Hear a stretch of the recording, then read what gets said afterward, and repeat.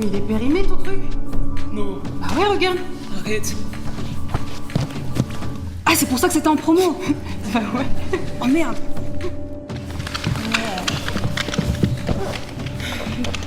Coucou. Niveau empathie, là on rentre un peu plus dans l'intimité. Voilà. Et le niveau type, là on va chialer. Là je vous dis on va chialer. Bon, c'est parti, je commence. Alors, Bruyère. Et là, elle m'explique que je vais devoir accompagner les clients soit en salle de réunion ou au bureau.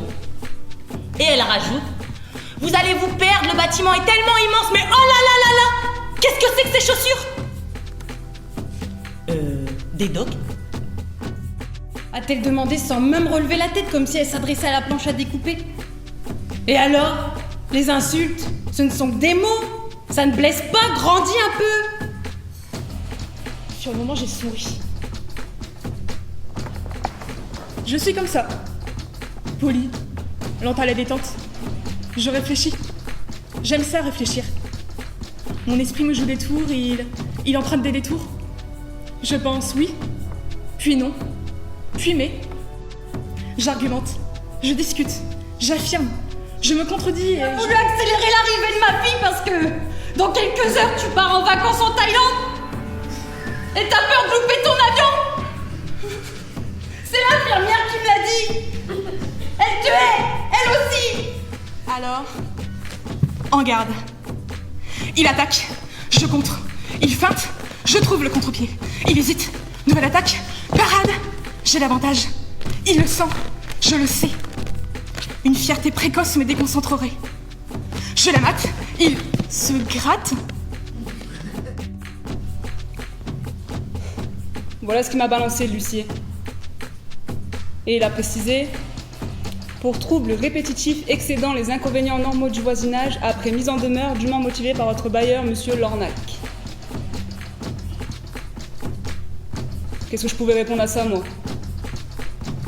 Que je payais toujours mon loyer? Que je tenais parfaitement mon ménage? Que quand mon mari s'énervait, personne n'arrivait. C'est ça le pire. C'est ça qui vous fout le plus la honte. Les insultes, les menaces, les... Je vais t'en mettre une. Je vais te buter, salope. Tu vas t'en mordre les doigts de faire ta petite pute.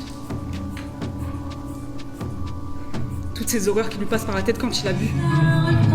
Qui se répète, traumatisé, et quand on a perdu pied, l'angoisse est froide, l'angoisse est roi, l'angoisse. Voilà ce qu'il fait le bonhomme. Il défend des bonhommes qui s'accordent en genre et en nombre de couilles avec sa définition de bonhomme.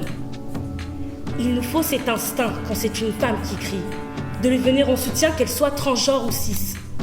Je sourirais comme si elle me connaissait. Quand je les ai vues, les deux femmes juges avec leur robe noire impériale, j'ai pensé ça va aller maintenant. Elles vont leur dire à tous non, ce n'est pas de sa faute. Ces mots que même ma mère n'a pas réussi à prononcer quand à l'hôpital ils ont dit qu'il fallait me recoudre car j'étais déchirée à l'intérieur. Quand ils ont trouvé ce truc chimique dans mon sang, la drogue des violeurs. Son air convenable et soigné comme son appartement à quelques pas de mon bureau. Je n'ai pas pu retourner travailler. Quand je pense qu'il peut continuer de faire à d'autres femmes ce qu'il m'a fait à moi dans ce lit et que je peux rien faire, ça me rend folle. C'est pour cela que je m'obstine à reconstituer une image sans équivoque de cette nuit-là. Je sais ce que les gens pensent, hein. Elle est pas normale, cette fille. Et puis d'abord, qu'est-ce qu'elle foutait là la nuit dans ce parking avec ces types? Je brûle, je brûle. Ma tête pense, elle s'arrête pas, ma tête. Je le vois, lui, furieux, prêt à se ruer sur le pied de biche, l'empoigner pour me frapper. Il disparaît, il revient, il vide sur moi un bidon d'essence. L'horloge derrière lui marquait 18h10. Comme si j'y étais pour quelque chose aussi.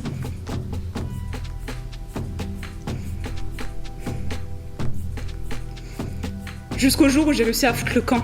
J'y suis arrivée, putain.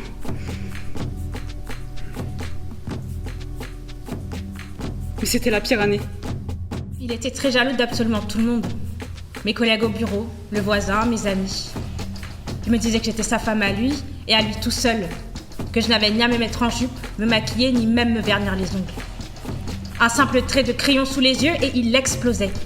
Il me disait que j'avais l'air d'une pute, que je faisais exprès pour attirer les hommes, que je voulais le tromper, que ça le rendrait malheureux. Il m'insultait et puis pleurait. Tellement dur qu'à sang-froid. Je me suis dit que c'était vrai, que j'étais une erreur. Je faisais rien de bien, que je servais à rien. Qu'il serait mieux sans moi. Que je ferais mieux d'en finir. Je voulais que ça s'arrête. J'ai ouvert la fenêtre. J'ai sauté. J'ai passé 50 jours à l'hôpital.